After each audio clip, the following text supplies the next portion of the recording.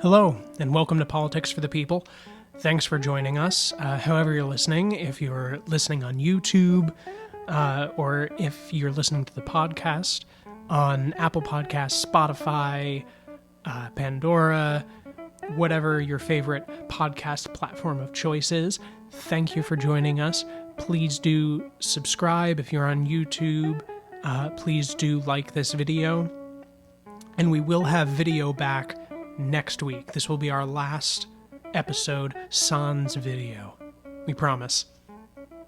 And please do follow us on social media if you don't already. It's Instagram, Politics for the People Podcast, and on Twitter, Politics People Pod. That's Politics PPLPOD.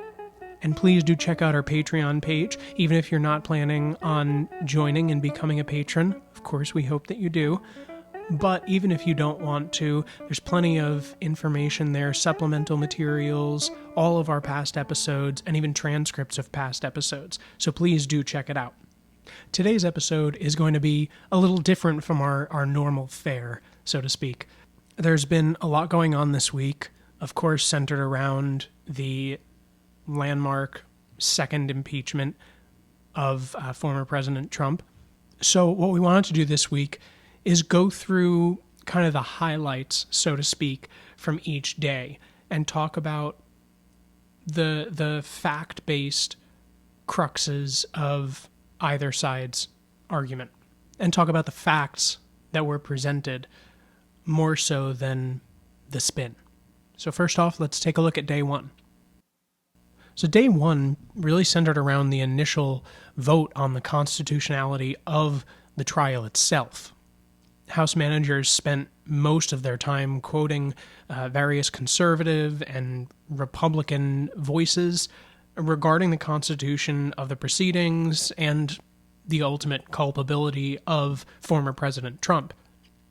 The crux of their argument really centered around accountability and the dangers of creating a January exception, as they termed it. We've talked in past episodes about the importance of precedent, and that was certainly well represented on day one, with the prosecution warning about setting the precedent that presidents can do whatever they want during a lame duck session without fear of retribution, or even resigning possibly before they could be impeached. Although that argument really does feel a little more theatrical than the idea of a January exception. And House managers really warned about creating loopholes to protect politicians from either party, rather than holding everyone to the same standard. Then if you take a look at the defense team, when they took over, they presented a much less focused and a much less fact-based argument. I know that sounds subjective, but if you were watching or if you've read any of the news articles that have been published about it on either side, on CNN, Politico, even The Hill, all talked about how the defense's argument was much less focused and much less fact-based. It was a much more emotional and at times even highly abrasive attack that even bordered on yelling at some points. Really yelling fragments of arguments directly at the senators. One of the main theories thrown out by the defense was based around the idea of due process. Every person that's tried in American court is guaranteed due process, which really means fair treatment in a court of law, in a fair trial.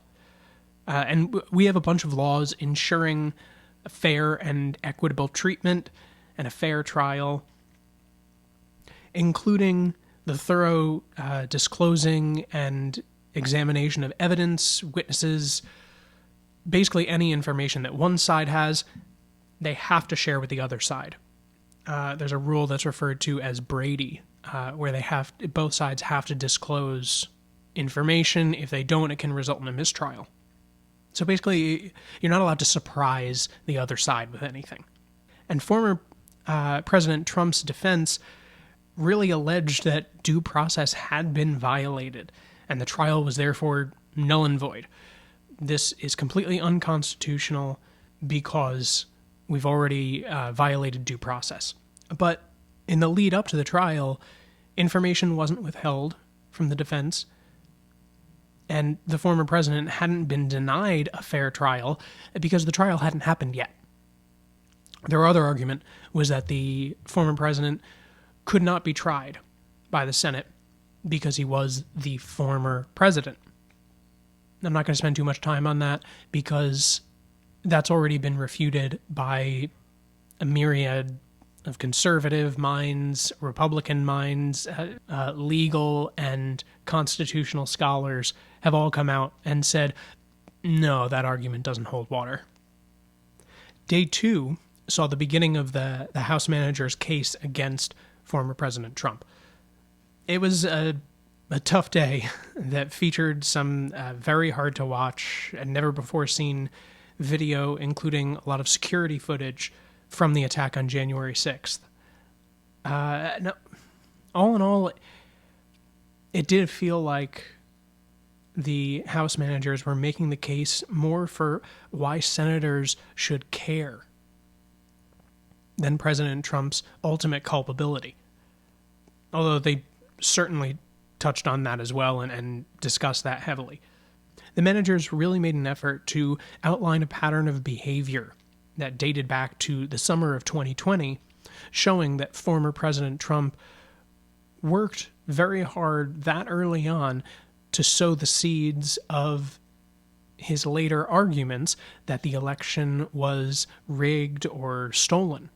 Then building up to the attack, they really carefully outlined how the former president's supporters used very public social media platforms and forums to discuss and plan how the rally wouldn't be a solely peaceful demonstration, which was proved by pictures of the actual posts themselves. One even stated, "The Capitol is our goal, everything else is a distraction," and declared that all of Congress in one room is a chance that we'll never get again. Another even went so far as to say that they were living in a post-legal phase of their society, meaning that they shouldn't concern themselves with the legality of what they were planning to do, that we've already gotten past that point.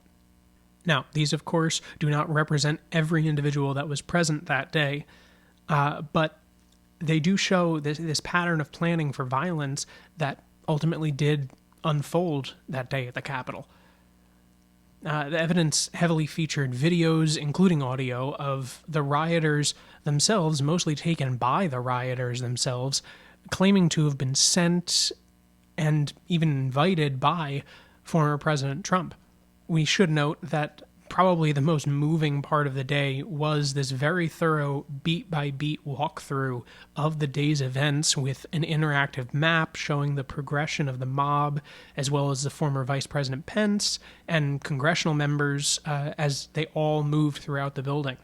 It was very moving, very disturbing, but the real fact-based part of the day were the videos and the social media posts from the rioters themselves.